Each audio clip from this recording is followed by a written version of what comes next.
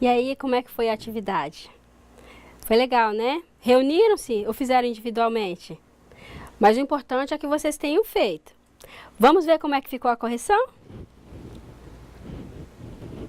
Na primeira questão, foi solicitado que vocês analisassem as afirmativas. E aqui nós temos a primeira alternativa. Planejamento é um conjunto de ações que visam alcançar objetivos, e ela está correta. Na segunda afirmativa, interdisciplinaridade não tem nada a ver com pesquisa, ela está incorreta. A terceira afirmativa, além do estagiário, o orientador e o supervisor também estão envolvidos no planejamento estratégico, ela está correta. A quarta afirmativa, viabilidade representa as condições prévias que garantam a execução do estágio, que também está correta. Então, nós vimos aqui que apenas a alternativa 2, ela está incorreta. Nesse caso, em relação às afirmativas acima, escolha a opção correta. E a opção correta aqui é a alternativa B, onde diz que, as afirmativas 1, 3 e 4 estão corretas. Vamos para a questão número 2. Vimos que existem algumas perguntas norteadoras cujas respostas são o próprio projeto de pesquisa. Diante do exposto, relacione a segunda coluna de acordo com a primeira. A primeira afirmativa. A pergunta, o que nos leva à formulação do problema? A segunda, a pergunta, por que nos leva a justificativas? A terceira, a pergunta, como nos leva à metodologia da pesquisa? E por último, a pergunta, quando nos leva ao cronograma da questão? Diante disso, a alternativa que preenche corretamente as lacunas é a alternativa A. E agora, nós vamos para a principal questão de hoje, que é a questão número 3. Vocês conseguiram fazer uma prévia do seu projeto?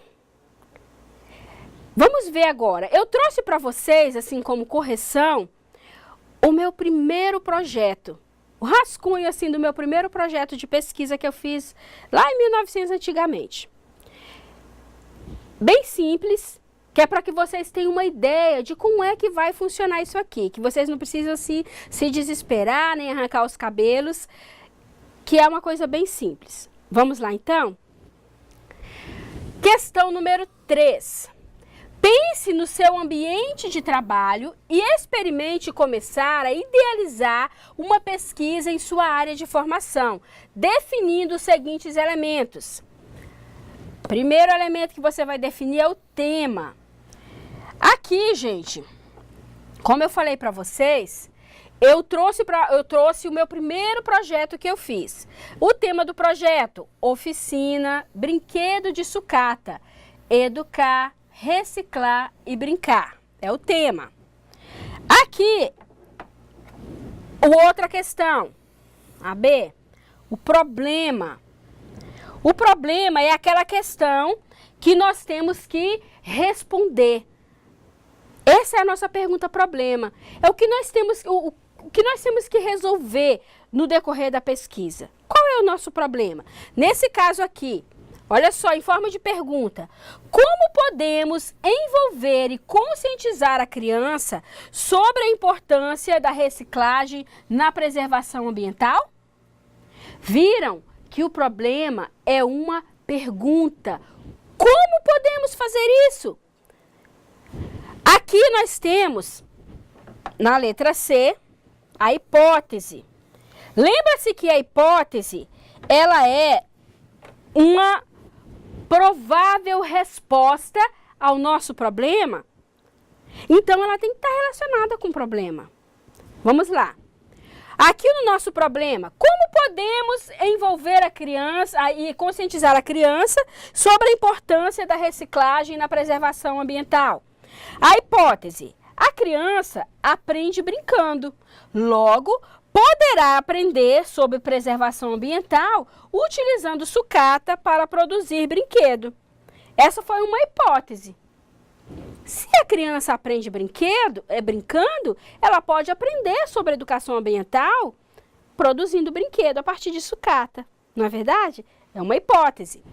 Então, na letra D, aqui nós temos a justificativa. Gente, lembre-se que na justificativa nós precisamos destacar a importância da realização desse projeto. Por que ele é importante? Qual a viabilidade dele? Lembra dessa palavrinha? Né? Da viabilidade, qual o alcance, a importância. Então, a gente precisa ver isso. Trouxe para vocês aqui um exemplo da justificativa. Um dos temas mais discutidos atualmente pelas comunidades científicas, grupos ambientais e pela população mundial em geral, diz respeito à preservação ambiental. Após anos e anos de constante exploração excessiva dos recursos naturais, a Terra clama por socorro. E se não agirmos agora, nossos filhos e netos não conhecerão a natureza e os recursos que ela nos oferece.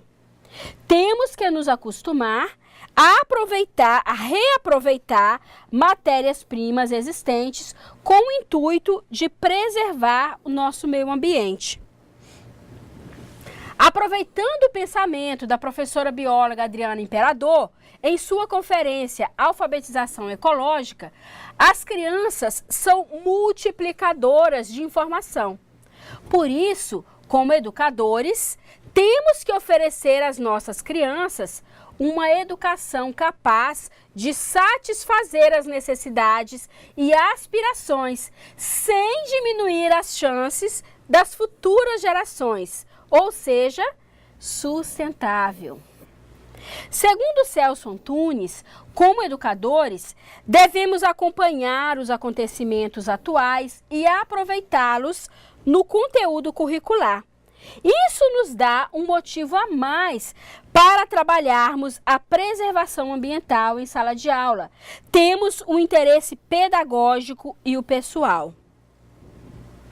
A oficina Brinquedo de Sucata não tem apenas alunos como público-alvo, pois as atividades propostas podem facilmente ser utilizadas pelo professor como ferramenta pedagógica. Defendemos a ideia de que, na realidade, o lixo não é lixo, é material reciclável. Este é o ponto de partida: analisar o suposto lixo e transformá-lo em brinquedo. Com isso, a criança aprenderá a reciclar brincando, tornando-se um adulto mais consciente, comprometido com a preservação dos recursos naturais do meio em que vive. Essa foi a justificativa, um exemplo de justificativa. Você fala aqui por que essa tua pesquisa ela é importante? Por que ela é importante? Vamos aqui à nossa sugestão de objetivos. Os nossos objetivos. Diante disso tudo que nós vimos até agora. O objetivo geral: facilitar a oficina de brinquedos de sucatas, educar, reciclar e brincar.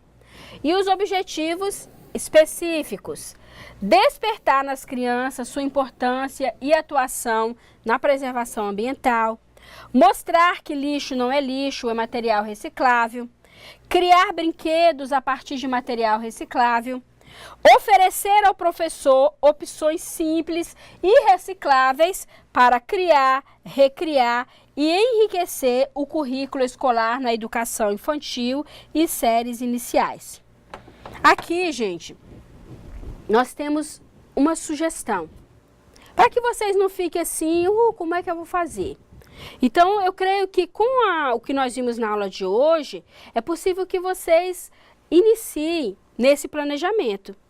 E eu proponho a você, se você não conseguiu fazer essa projeção na aula de hoje, na sua atividade, que você tente fazer isso em casa, mas que faça. Porque na próxima aula, nós já vamos começar a ver como fazer os relatórios. O relatório parcial, o relatório final. Então, cada passo é um passo a mais que nós estamos dando. Pratique. Dê uma olhada no material que está no ambiente virtual de atividade.